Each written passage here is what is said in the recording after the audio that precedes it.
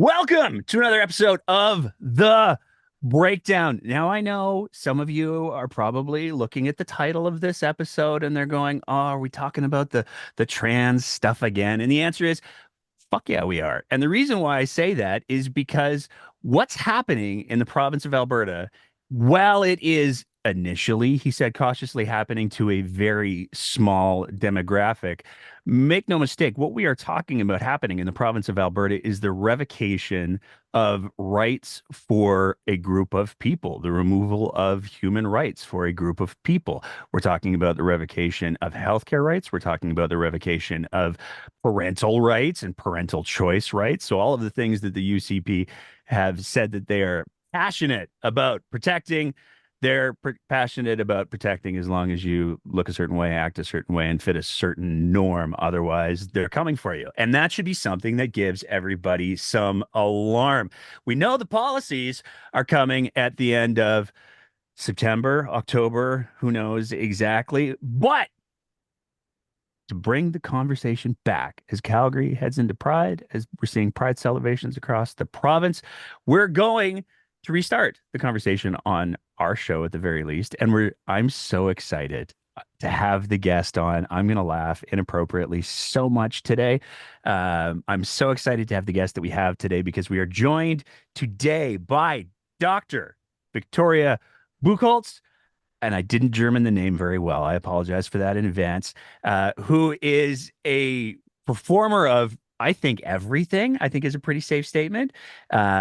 She is a sessional instructor, professor at the University of Calgary. She is a stand-up comedian. She does burlesque. She does drag shows. I'm probably missing a whole lot. Victoria, thank you so much for joining us today. Thank you so much for having me. Before we get into the light fare that we're here to discuss today, Mhm. I did a little bit of an introduction, but before we get into the conversation about the UCP's proposed, and I'm hesitant to even call them proposed because it seems like in a lot of ways they're already baked in. But before we get into that, who is Dr. Victoria Buchholz? I'm just a person who's a proud Albertan. I've been here for pretty much my whole life, and I love this province, and I know it's wacky and hasn't always been the greatest for queer people or people like myself, but there's such a come and make it vibe here that I've just always come back. I've lived in other places in the world, but this has always been my home, and it's always been a place that I'm so passionate about. So as much as it might be a bit um odd or ironic to say as a queer person, but I'm a proud Albertan. I'm somebody who thinks that this place has a lot of potential to live up to. I think we can always strive to do better and be more welcoming, but I think that it's a pretty amazing place that we're lucky to live here. And we need to obviously keep making, better allyship gestures towards Indigenous groups. But I'm proud of where I come from, and I'm passionate about making it as inclusive as we hope it could be. That's fantastic. And your PhD, just for the listeners, it is it's so niche. Please talk about what your PhD is in for just a sec. My PhD is a history of emotions of German militant nationalists after the First World War. So I focus on German history, military history, and gender studies. And I examined a whole bunch of very angry men after the First World War who had a bit of a crisis because they were really upset and they used to be really strong and powerful, and then they weren't as strong and powerful, and they turned to weaponizing fear and anxiety to control politics and society as much as they could until it all kind of unraveled when they kind of ended in with state authority being like, knock it off in 1923. So, um, maybe a little relevant to the conversation we're going to have today. Depressingly so. When I got into that field, when I used to talk about that kind of stuff, I used to have to try to get people to understand its relevance. And I don't have to do that anymore. No, it's pretty self-evident, I think, in a lot of ways. Um, so let's get into it. There's no, I don't think there's any comfortable seg into let's talk about the revocation of human rights. It'll be fun. But we are at a place in time where the premier of Alberta several months ago released the the the worst timeshare commercial ever is how we refer to it on the show because it had all the music in the background and the politely standing in front of a wooden set. And she announced some policies that were not only shocking to a lot of people because I think there were a lot of people who sort of had the mind frame of, oh, they'll never actually do it. But the policies that Smith announced went so far above and beyond what even the most cynical, I think, anticipated she was going to roll out. So if we can go back to then and sort of talk about, did you have any sense of what was coming? And as a follow up to that, what was your reaction to the video? Sure. We did have inclination that this was on their radar. And I think that the first sign of that was at the party convention when they adopted many transphobic policies to loud cheers. And not only were the people at that convention cheering those policies, it was who was cheering those policies. And that was a lot of Danielle Smith's supporters. And I think what people were kind of maybe naively hoping is that the old PC crowd would kind of tamper down the Take Back Alberta crowd. And what we really missed is that there was a major revolution brewing within that party, and that the moderates are out. It's really not that party anymore. And I think that the attack on trans rights is kind of throwing an easy red meat to that group. Um, so it was very disappointing, not entirely surprising, especially considering the precedent that Scott Moe did in Saskatchewan and also the policies in New Brunswick. So there were signs that something was probably coming. To me, the most shocking part of it is actually the sport ban. That you have a lot of policies, and we've talked about this, and we've seen a lot of evidence from FOIP requests about how did these policies get created. There's nothing on the sports ban. For listeners who don't know, included in the policies regulating and restricting trans people's access to healthcare, particularly trans youth, they also just randomly at the end said no trans women are allowed to compete in sport as women. There's no documentation on this. There's no rationale for this. We're just attacking adults, people who have complete consent over whether or not they want to perform these kind of activities or not. Which kind of, to me, suggests that she's going back to her old standby, the spaghetti policy approach. She's throwing things against the wall and seeing what will stick. And what we're doing right now is trying to get as much spaghetti off the wall as possible. And anything that she does think stick, we're going to sue that spaghetti noodle as fast as you can. Yeah, and I mean, it's fascinating to me that whole conversation around the adult trans people in sports because that knife, to my perception, as the middle-aged cisgendered straight white dude, so I'll just sit over here with my peak privilege. But it strikes me that if you're going to say it's unfair for a trans woman to compete in women's sports because of inherent physical advantages. Well, I mean, it depends on how far we are in the process, and most sports groups have policies to address that. So, but the flip side of that would be if you're going to make a trans woman participate in men's sporting groups, um, I mean, one of the reasons why the people supporting these policies have lit themselves on fire, particularly when it comes to the hormone replacement therapy stuffs, is, well, it reduces bone density. Okay, so if it reduces bone density, then you're going to throw a trans woman who has presumably somewhat reduced bone density into male sports, and that's okay. So it's okay if we beat up on the trans woman who is arguably, potentially, I'm trying to hedge as best I can, dealing with the effects of having transitioned, Mhm. but boy, we don't want that person in the place where they're most biologically appropriate at that time. Like, am I getting that wrong? No, I guess I'll say two things on that, and one is, um, we only have to look at what's going on in the Olympics right now with the controversy around boxing and see the outrage behind that.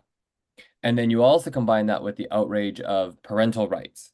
And in my opinion, why she chose these two veins, the parental rights attack and the trans women in sport, is because I believe that they did polling and testing and determined that this is where they thought they'd get the most amount of support.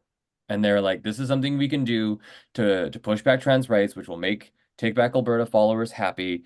And we think we'll get the most amount of support on these two topics. And if you look at the controversy, the amount of tweets that I still am reading about women's boxing that most people don't realize is still a very, very new sport, even in the Olympics.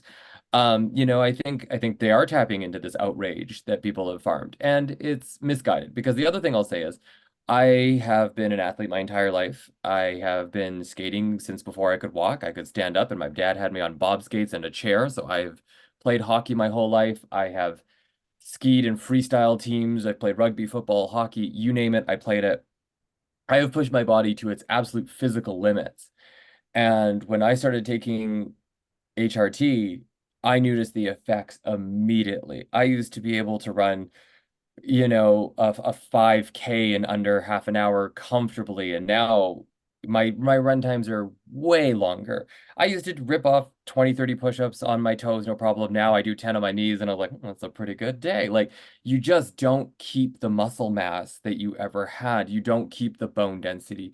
The science is there. And it's not been a controversy until recently. In 2005, the NCAA put out policies on transgender athletes and no one cared. Everyone's like, oh, okay, these are the policies. You have to maintain hormone levels for 1 year within a line that is within the cis woman average. You have to maintain those after a year, then you can start competing. The IOC adopted those. There's never been a controversy until the political climate changed, and that's really what we're seeing. And it's been a bad time for people who don't like trans people online. It's also not been a great time for allies. I'll just put a little allyship moment out there. Um, calling calling a Mangalif a biological woman is not the trans allyship moment you think. It's cis woman.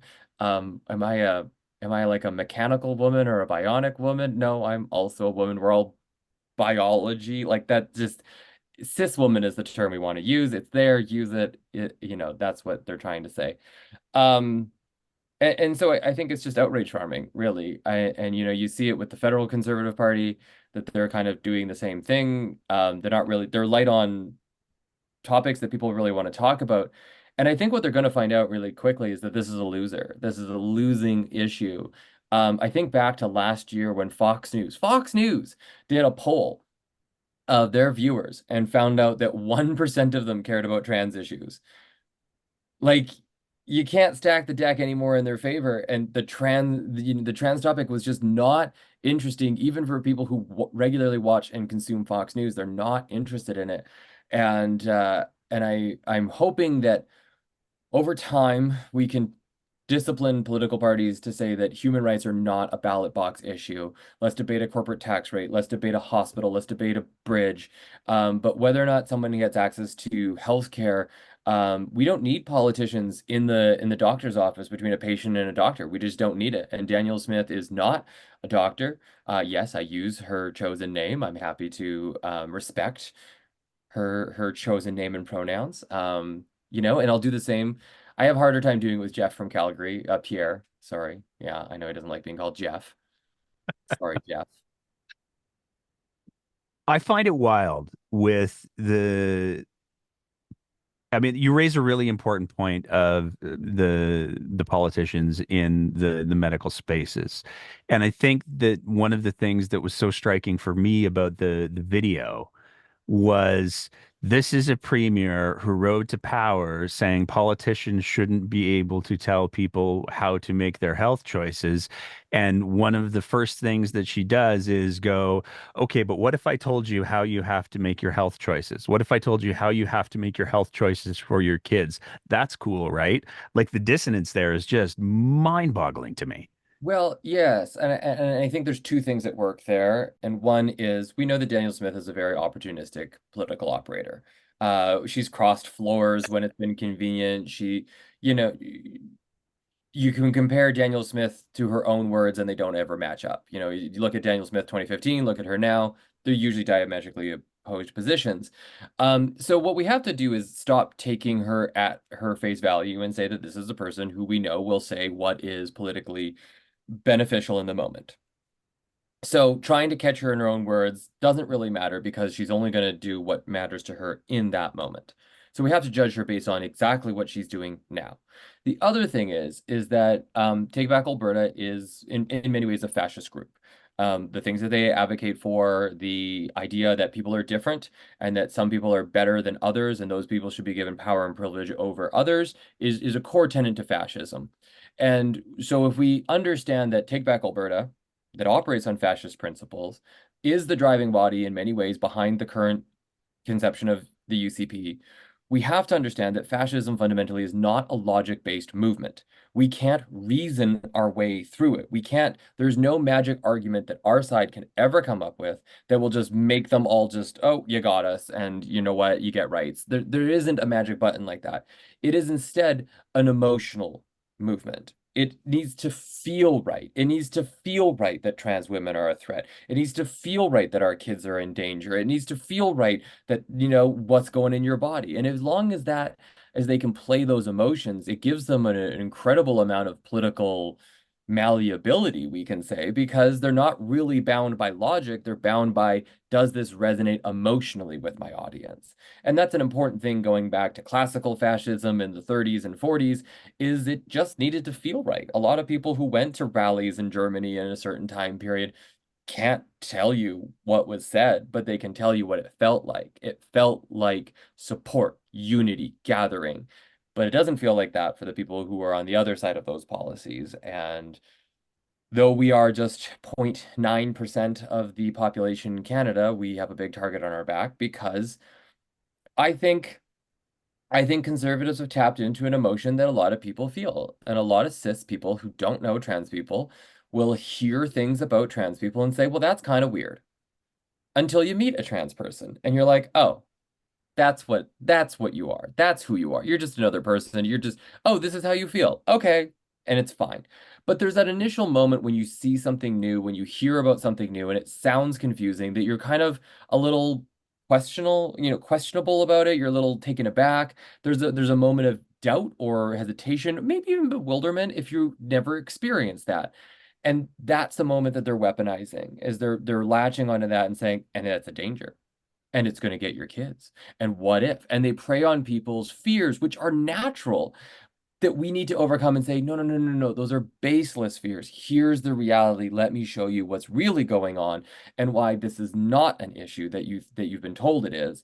I've been teaching DEI stuff, especially on queer topics, for years now, long before the pandemic. And I used to largely be dealing with ignorance. People just didn't know stuff about trans people. I would teach them new terms and they were open to it. And now more often than not, I'm combating misinformation. And you can hear the dog whistles, you can hear the terms, the kids are in cat litter and all that they've heard these overwhelming stories. And the wild thing is, bringing up our kids using litter boxes. Yes, they are, and it's not for why people think. The litter boxes that were discovered in a high school in the United States were because schools were given those litter boxes because of how long kids can get trapped in rooms during active shooter drills, and there's nowhere to go bathroom because if they go to the bathroom in their halls and they could get shot. So it's actually Republican bad gun laws that necessitated, well, kids need somewhere to go if they're trapped for 14 hours, so they gave them kitty litter. And then trans people got blamed for this as well.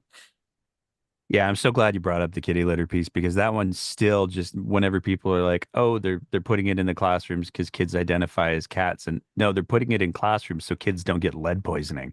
Like it's Also, can you imagine being a kid right now and you could go up to a teacher and be like, I identify as a cat, and they believe you? I was a little shit.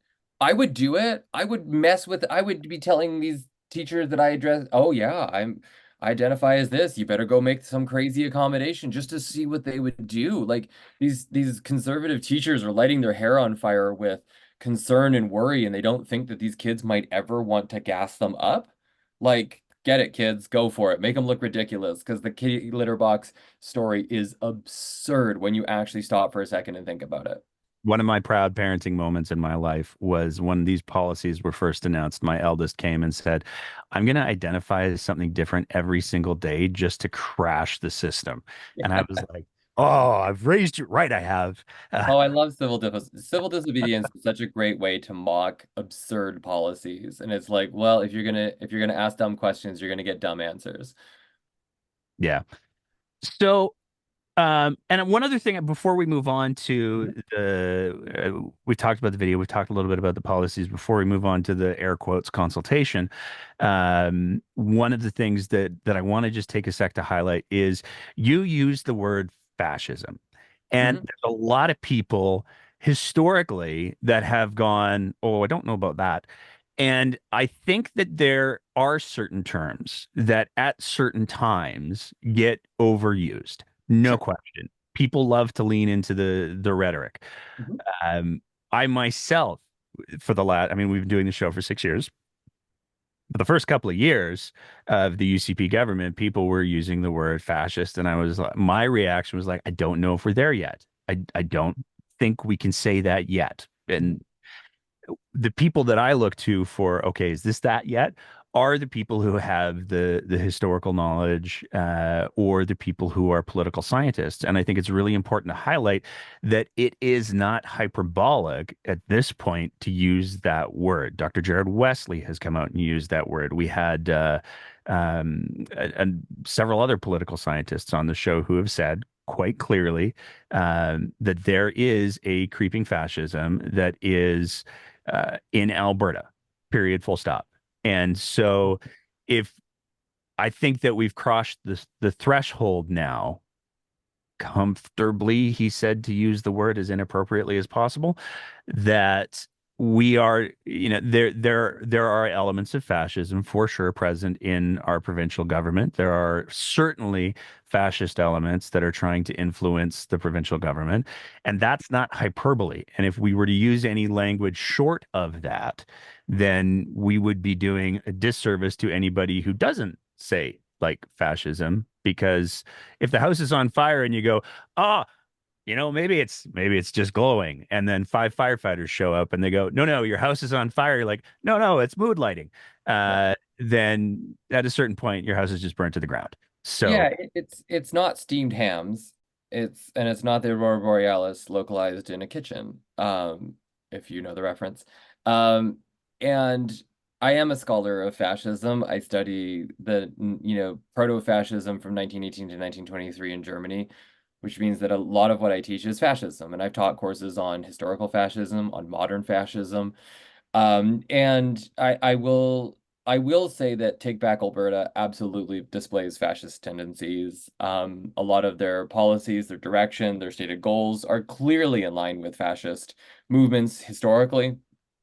Fascism is a hard one to define because historically there are quite few examples. We have obviously Italy and Spain and Germany. But beyond that, it's kind of more difficult to create a baseline in the sense that we can with Stalinism or, Stalinistic communist regimes. So pinpointing what are the core features of fascism has always been a very difficult question, particularly for um, political scientists. It's a little different for historians because we like to focus more on one nation, on one example. And we worry less about making broader comparisons of how do we define this system of fascism and say, well, here are examples of fascism and how does this current example match up with historical fascism? And I think it very much does. We see a tendency towards the most important one is the embracing of difference, and that's completely incompatible with socialism or even most elements of liberal democracy, the idea that everyone is created equal. And fascism doesn't believe that. And we see clear examples of that in some of these policies that not everyone is created equal and some people should suffer and some people should benefit, and that's the way it's going to be. And that's one of the clearest examples of fascism for me within the Take Back Alberta movement, and that does drive the bus for a lot of ways in the UCP. We also get ourselves tongue-tied in respectability politics, where calling someone a fascist, if we agree that fascism is bad, then calling someone a fascist is a bad thing if they're not fascist. And so that has been considered a taboo word to call somebody is, well, you better be really sure. And people can rightly take affront to being called a bad word, fascist. However, if the shoe fits, it's the case. And we are also somewhat trapped in a little bit of the what the Dutch called the intolerance paradox, that you must be intolerant of intolerance to have a truly tolerant society, that if you allow hate in your society, it's no longer truly tolerant. And we must be intolerant of hate. And there's clear signs that when you push back and say, hey, this is a hateful policy, that they retaliate. To bring us back to the consultations that you were talking about earlier, um, no one who signed the letter asking the UCP to not attend Pride celebrations was invited, which is very retaliatory. So instead of taking that as a sign of maybe this group is really upset with us, they said, no, we're going to take our consultation ball and go home, which is a wild thing to do when you're an elected government. It's kind of more forgivable when you're just a collection of people saying, hey, you're doing something we don't like, and we're telling you a clear sign that you right now the way you're acting is not something we want at celebrations of our community. And for their response to be, well, and we're not going to talk to you then and make policies about you, is shockingly juvenile. Which is just wild to see them take this very, very close-minded, very emotional response to being told you're not doing this right. And I think it's important to highlight, if I may, Mhm. that when we're talking about Pride celebrations, the history of Pride is complex, and Pride is for sure, from my very outside perspective, a evolving thing. But and this is anytime we talk about Pride on the show, I always try to make sure that I bring it back to this because there's so many people who are like, "Oh, but it's a nice parade, and look, TD's paying for it this year." Nothing against TD. Just please don't sue us, TD. But the reality is that Pride came out of protests, particularly protests that were because of persecution that was being levied towards the trans community. So for somebody to say, hey, you're kind of doing the thing that resulted in Pride being a thing in the first place, we'd like you to not come and be part of our thing this year because you would be the person that we would be protesting if it Sure. like And and I think you're absolutely right to say that Pride has evolved. It really has. And we call them Pride celebrations, and they are because we do have a lot to celebrate. And I think that Black Lives Matter in Toronto Pride Parade in 2016, when they sat down for 33 minutes and demanded that the organizers speak with them and do better on racial justice, was a big watershed moment, particularly in Canadian Pride movements, as we realized a lot of white queers were like, you know what, we've kind of gone a little far down the celebration rabbit hole and we've lost sight of what this was really about, and that people are being left behind in our community and we need to do better. And I personally have seen efforts to do better. We can always do more. We can always show more allyship, but I do see that those calls really coming back, and I'm very heartened to see that. And I think that Calgary Pride in the last few years under Sumit has made some really great strides. I see a lot of more Pride organizations doing more to include two spirits and more to include racial justice, because not only was Pride born out of pushback for trans rights, but it was also fundamentally intersectional, because it was police brutality, particularly against queer people of color, that sparked it. If we, there's the Stonewall riots, but also if we go back to the donut riots, if we go to the Compton cafeteria riots, these were in predominantly neighborhoods of color. That we were seeing these motions happen and this pushback happen. And so to divorce Pride from the larger calls for justice that were happening in the 1960s and 70s is erroneous and ahistorical. And I think that Pride was guilty of having some celebrations because progress had been made, And it was kind of like, well, finally we're getting some real progress in the 90s and the 2000s. And maybe we're pride organizations were a little guilty of losing the sight of it, but I think that particularly 2016 was a watershed moment, and there are more work happening, better work happening. Always can be better, always can do more. It's still very white dominated. It still needs to listen more and be more inclusive. And I think that people are trying now. Not everybody, it's not perfect, but I'm happier with what I'm seeing these days. Well, that's good. Progress is good, I think, is a good way to Yeah, put a hopefully. line on that. Let's talk about the consultation because there's a couple of different pieces of consultation, and again, air quoting the hell out of that. There was the let's go with initial rounds, which we FOIPed, and we're going to talk about those FOIP results and your take on those FOIP results in a bit. Um, but there was also the most recent round of, I'm going to call it a round table. Uh, and we'll also get into that in a bit. But when the UCP announced these policies, when Danielle Smith announced these policies, one of the things that was very, very clear is that I'm going to say experts all went, wait, what? This is a terrible idea. Why are you doing this? The number of professional organizations, professional colleges from different healthcare disciplines, the AMA, the United Nurses of Alberta, like literally, I am hard pressed to think of a healthcare organization that didn't say, "Oh, this is a terrible, terrible. You're going to do a big thing badly."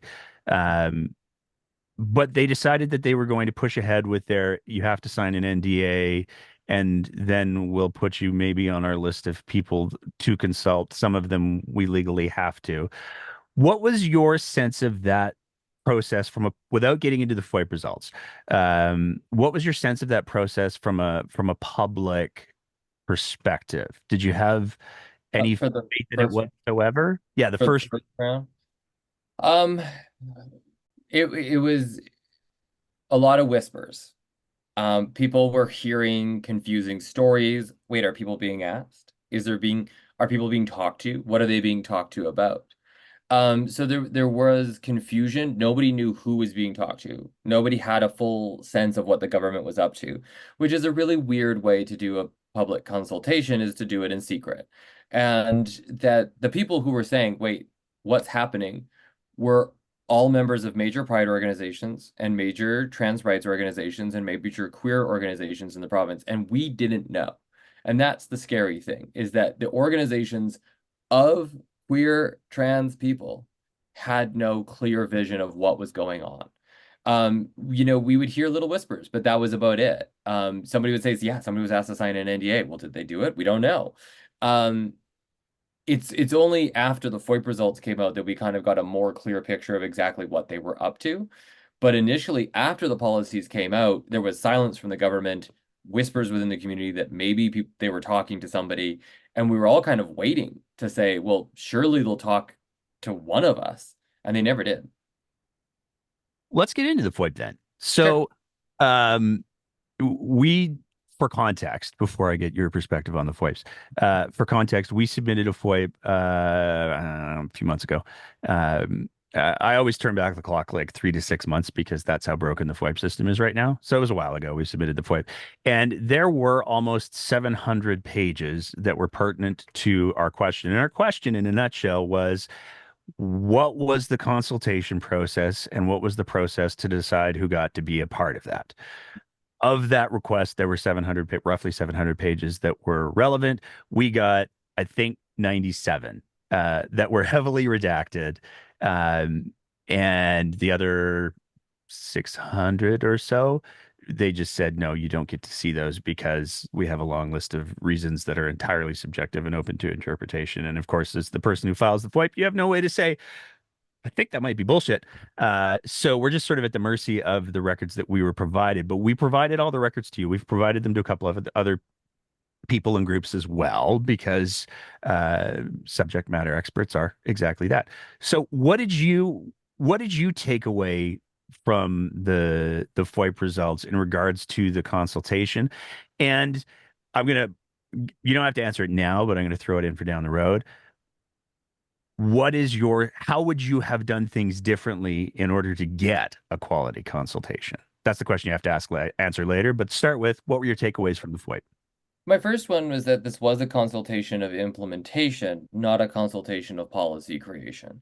That they walked into those meetings with a clear set of policies and they were saying, how should we do this? Not what should we do? So they were asking the wrong question because they'd already made up their mind. Before they began a consultation process, they knew exactly what they wanted to do. They had made up their minds. And so that doesn't really show an open approach. So that was very disappointing. I was shocked to see them spend almost $200,000 to do this, which was, kind of just a giant waste of money for something that doesn't even need to happen in the first place. Um, it was very disappointing to see that all of the testimony had been redacted, and I know many of the people on that list that they were talking to, and by talking to them, I know that some of them did tell them outright, do not do this, walk away from this, this is terrible. I know a lot of people were very turned off by the NDA. Um, so it just shows more of the secrecy, more of the implicit understanding that they know people don't want this. And then the wild thing from reading the FOIP documents is that there's an explicit acknowledgement that people don't want this, that there are very clear lines in those documents that say trans families will see this as transphobic. They straight up say that families with trans youth will see these as anti-trans. And they're saying we're doing it anyways. And so that to me was shocking. What was probably the most disheartening was in their grammatically flawed preamble to the policies and saying, here's what we're going to do. They put in a background to say, here's the broader issues. They've read the WPATH. They've read the World Medical Standards on what to do for trans people. They know. They absolutely know. And I think there was kind of a sense in the community that, like, okay, they just might not know how bad these are. They might just not know how much damage they're going to cause. And for me, reading these documents was a clear indication, oh, they know.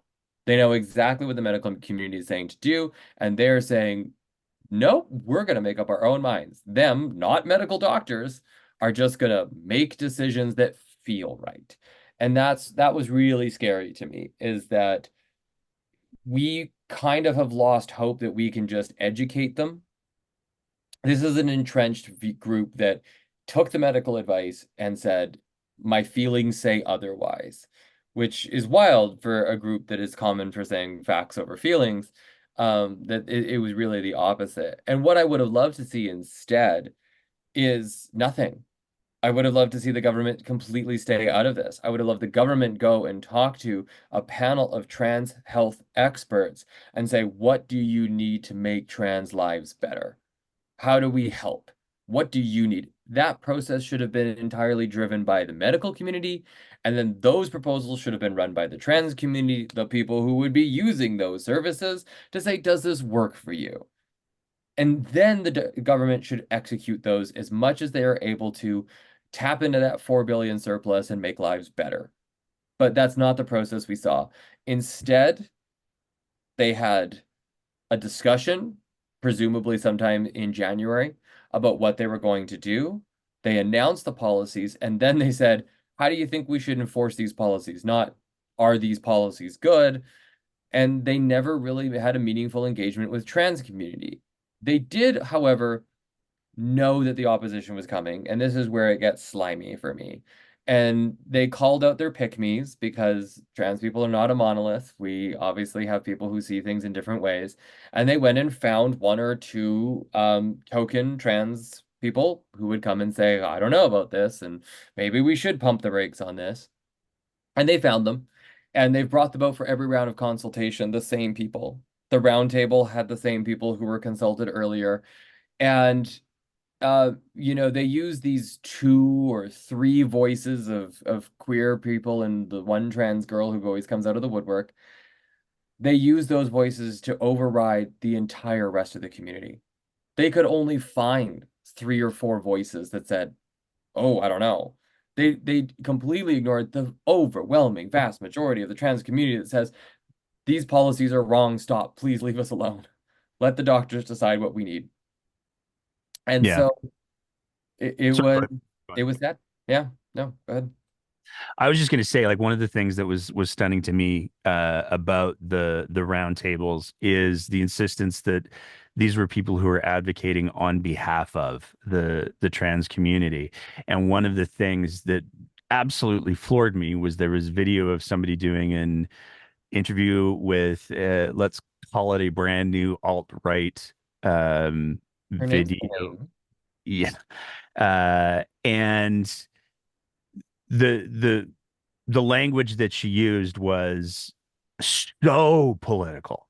Like it wasn't, I'm here trying to represent my community. It wasn't, I'm here trying to make sure that the premier and the government get the best evidence-based results. It was Premier Danielle Smith has done the most for the LGBTQ2S plus community out of any premier, any politician in Alberta.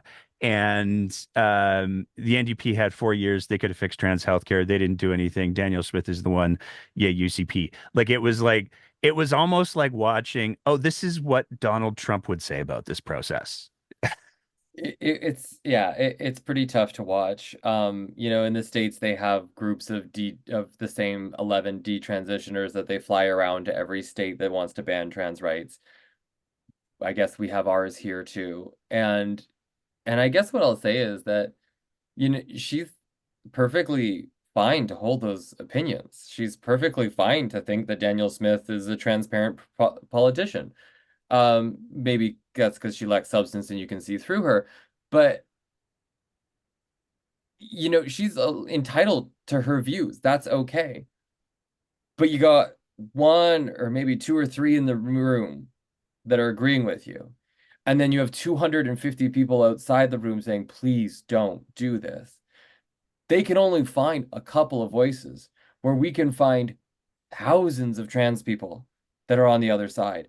And so just they're cherry picking to prove what they want to do anyways. This is not reflective of what the trans community wants, but they're running a gross PR campaign to try to make it feel that way. And I guess if you know your policies are right and you know that your policies are supported by the group that you're representing, you don't need to play little games like this. And that's really sad to see. It's really sad to see that. It's demoralizing, really. And I think one of the other things that's important to highlight, because I know that there will be some people that say that lean into the tropes and say, "Oh, those trans folks, they're just confused. They Sure. they watch too much. I don't know, Yeah. Mrs. Doubtfire when they were kids or something." And although that character wasn't trans, it was drag. That's a whole different thing. But the, this isn't just the trans community that's saying this is going to hurt us, please stop. This is the depth and breadth and weight of the entire medical community saying you're going to kill people. People Well, will die because of this. And so, like, I can't think of an issue. yeah, Vaccinations were more contentious. sure. I can't think of an issue that has social, and I'm air quoting that, implications as well as medical implications, where you've got like three people who are like, I really like Danny, and everybody else who has a stake in the fight is going, this is horrible. Yeah. Don't do this. Yeah. And I think what's interesting, and it's kind of a point you were kind of poking at here, is this is more than trans rights. These are human rights. And what we're seeing is that if one group's human rights are on the table, everyone's rights are on the table. And we as trans folks are trying to get allies to see that and say, what is happening is we are losing autonomy over our bodies. I'm an expert in me. You are an expert in you. I trust that you and your doctors will make the right decisions for you. Why will you not trust that for us?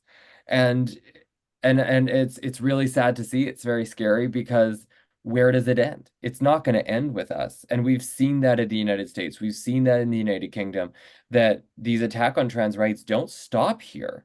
that this is very much an organization, a group of people, an ideology that is designing on rolling back the human rights for people that they are not in their in group.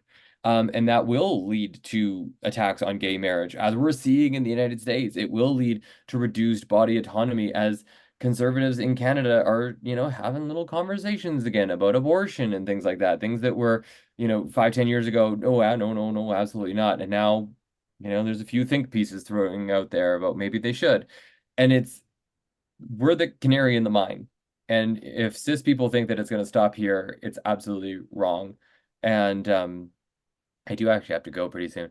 But I do always say this to a lot of my crowds and my audiences that trans people won't survive if we don't have cis allies. We're not big enough. We're not a demographic that can vote ourselves into power and save ourselves.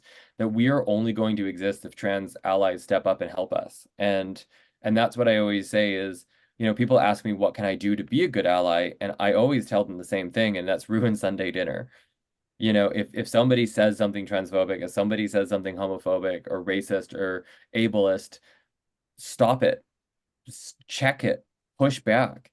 Because if you don't think that, we have to stand up for those values in little conversations. Having the small conversations in our circles is how we push back against this fear and this hate and say, I've met trans girls, I've met trans women. They're not some big threat. They're usually just trying to get by and go pee and get not noticed. So it's a scary time out there for sure with what's going on.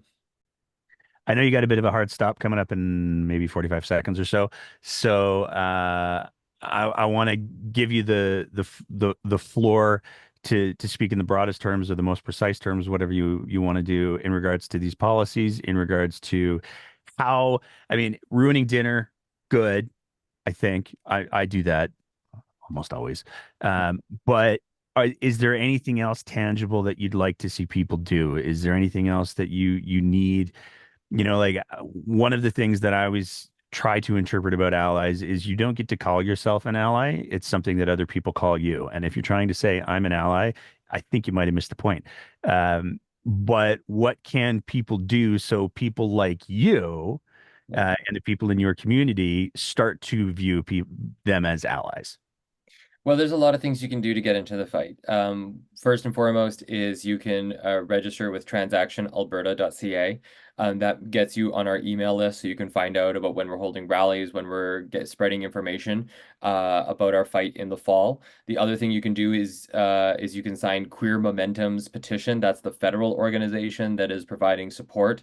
Agal Canada has provided millions of dollars of legal aid to us, and they are committed to helping us if we have to go to court against the government. And that leads to the other thing is Skipping Stone. We are so blessed in this province to have Amelia and Lindsay and the amazing team over there at Skipping Stone. They do so much. They helped me on my journey, and they always need help. So you can directly help queer lives by just donating to Skipping Stone. There's also the Skipping Stone Legal Defense Fund, which is a separate fund. So there's Skipping Stone, which is helping operating costs of just trans lives getting better. And then there's defending us in court. And we are going to unfortunately need hundreds of thousands of dollars. When somebody defames you on the street, it can be a couple thousand. When a government comes after you, it's a couple 100,000. So there's the Skipping Stone Legal Defense Fund that donations are being collected for as well. So those would be really wonderful, tangible steps that you can do to support the trans community in our struggle. The other thing you can do is support us in our joy. I am always heartened by people who show up when I say, hey, trans rights are under attack, and people say, not on my watch, and they show up with their feet, and it's great. But we do drag shows and marches and talks and rallies, and there's so many wonderful things that trans people get up to and will be getting up to at Pride for Calgary Pride. It's the last weekend of August, the September long weekend. Um, and we'd love to see you come celebrate with us and have a great time and get to meet trans people and queer people would be another amazing thing. And sometimes allies think that like, well, just if I just went to a cabaret show and there's a bunch of trans performers and I just bought a ticket and had a good time, is that really being an ally? Yes. Yes, it is. You're supporting us in our joy, in our creativity, in our lives, and that's a wonderful thing to do. So you can have a good time and be an ally at the same time. It doesn't have to be all scowls and stomping feet in the streets to show allyship. We can celebrate joy together as well. 100%. This is where I'm going to plug. You didn't plug it. I'm going to plug it because this is what I'm going to do as soon as we're done this conversation. Before we had this conversation, I went into Victoria's website for your drag persona. Am I doing okay? Yep, you're killing it. Good. Making sure. I'm always very cautious about my language because I don't want to do a big thing badly. Um, and you have an insane body of work when it comes to the celebrating of the joy things. You're a stand-up comedian. You have a comedy showcase on Amazon Prime and Tubi, Yeah. which is a thing, I guess. And you have a comedy album that is out. Your website says it's in development, but your album's out and it's on Spotify, and that's what I'm going to go listen to right after we're done this conversation. And everybody should. What is the comedy album's title, and what is the name that it's under? So you can find it under my stage name, which is Carla Marks, Carla with a K, Marks with an X, and the album is called Well, Okay Then. And I am excited that I will be recording a second album in January. So that is the first album is up on Spotify and Apple Music, and also a very prominent streaming service in India, which I did not know about until I had some very nice people from India say, "This album is amazing." And I was like, well, I had no idea that that would happen. It was just the package that promotional guys, they put it out there. So it's doing well. It's great. Live taping in January? Live taping in January at Laugh Loft. Make sure that you let us know because I mean I'm gonna buy a ticket to that. Victoria, Dr. Bucholtz, Yeah. I want to say thank you so much for taking the time to chat with us today. Thank you so much for the lighthearted moments in the miserable subject matter. And yeah, thank you is all I got. Thank you so much for having me. And the work that you do as an independent journalist, holding the government accountable and spreading information of what is going on in our province is so important. As we've seen so many newsrooms gutted with corporate layoffs, it's voices like yours that are really keeping the conversation of our local politics alive, little stories that don't get airtime on the 6 o'clock news anymore. The work that is happening here right now, if people can donate to you to keep you going, they should, because it's so valuable to being informed citizens, to making engaged decisions about our community. We need to know what's going on, and your voice does such an excellent job of that. So I really want to appreciate what you've done for this province, for the trans community, by letting us know and FOIPing documents and hosting conversations like this. It's very important work what you're doing. So thank you so much for having me. I'm really happy to be here. Oh, that's ridiculously kind. And I do have to throw in the disclaimer, we're not journalists. We're satire commentary, well-informed commentary, but we're not journalists because if we start to claim we're journalists for the amount of opinionating we do, oh my God, we're going to ruin the Well, profession. your punditry is well informed. Perfect. I'll take that. Thank you so much for taking the time to chat today. Thank you. Thanks for having me. And that's it for another episode of The Breakdown. As always, if you appreciate the kind of content that we're trying to produce here, we would love nothing more than if you thought about signing up to be one of our Patreon sponsors at www.patreon.com/thebreakdownab, where for just the price of a fancy cup of coffee a month, you can help us continue to produce this kind of content. Whether you're listening to the audio version of the podcast, in which case, maybe leave a review and a rating, or whether you're watching it on one of our streaming platforms, we want to say a big thank you to everybody who is part of the Breakdown's audience. And as always, take care of each other and keep the conversation going.